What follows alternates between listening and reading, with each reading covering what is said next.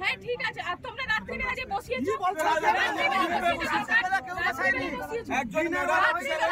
আমি বারণ করে গেছি তাও বসিয়েছে দোকান।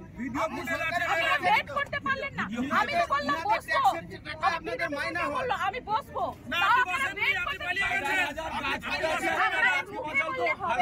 অনেক কিছু করতে পারছো। আমরা নিলাম, এর ভিতরে যদি আপনি আসেন আপনি ফিরে যেতে পারবেন না। আমি আপনাকে বেশি কথা বলবেন না। আপনি একদম সরকারের সাথে সরকারি কর্মচারী মাথা নিচু করে কথা বলবেন। আপনি আমাদের কর্মচারী মাথা নিচু করে কথা বলুন।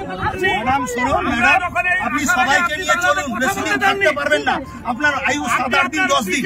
আমি অনেক কিছু করতে পারছি।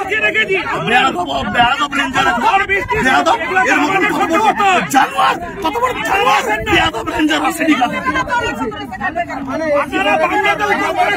ভদ্রভাবে হবে না, যে ঠাকুর যে ফুলে সব ডাং নিয়ে পূজা করা তখন বুঝবেন না। আগুন লাগানো হয়েছে কিনা আমি জানি না, তবে রাত 11টার সময় ফরেস্ট অফিসারের কিছু লোক এখানে বাংলোতে লুকিয়ে ছিল। সেদিনকে খুব প্রাকৃতিক দুর্যোগ ছিল, গ্রামের লোকেরা ঘরের মধ্যে ছিল, দোকানদাররা। এখানে সমুদ্রের বাঁধ ভেঙেছে, কিছুটা মেরামত হয়েছে, আবার কিছুটা মেরামত বাকি আছে। যেখানে মেরামত বাকি আছে সেই জায়গায় দোকানগুলো ছিল, সেই দোকানগুলো জলের তলায় চলে যাবার আশঙ্কায় ওরা কিছুটা দোকান পিছিয়ে এসেছিল। সেখানে ফরেস্টের লোকেরা, রেঞ্জার, এখানে একটা রেঞ্জার এসছে।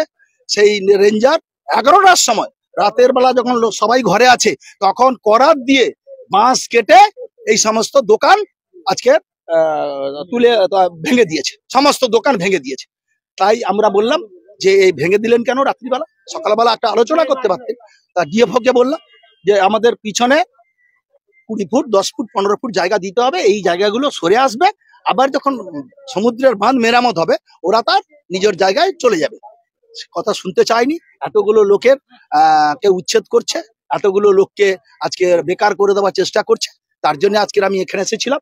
ওই পুরোনো দোকানগুলো যেখানে সমুদ্রে বাঁধ ভেঙেছে তার থেকে 25 ফুট পিছিয়ে এসে, হ্যাঁ এটা ফরেস্ট ল্যান্ড, এটা কোনো অসুবিধা নেই, কেউ কারো ল্যান্ড নিচ্ছে না, কোনো দোকানদার এখানে ল্যান্ড নিচ্ছেন না, শুধু তারা কয়েক মাস বাঁধ মেরামতি পর্যন্ত অপেক্ষা করছে, এখানে এসে বসবে, দোকানদারি করবে।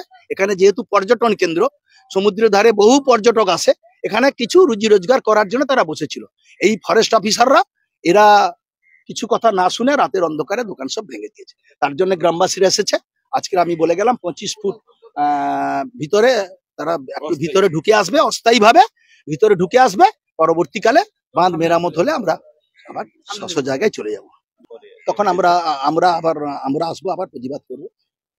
ফরেস্ট অফিসারের কোনো নেই, গভর্নমেন্টের অর্ডার নিয়ে আসো।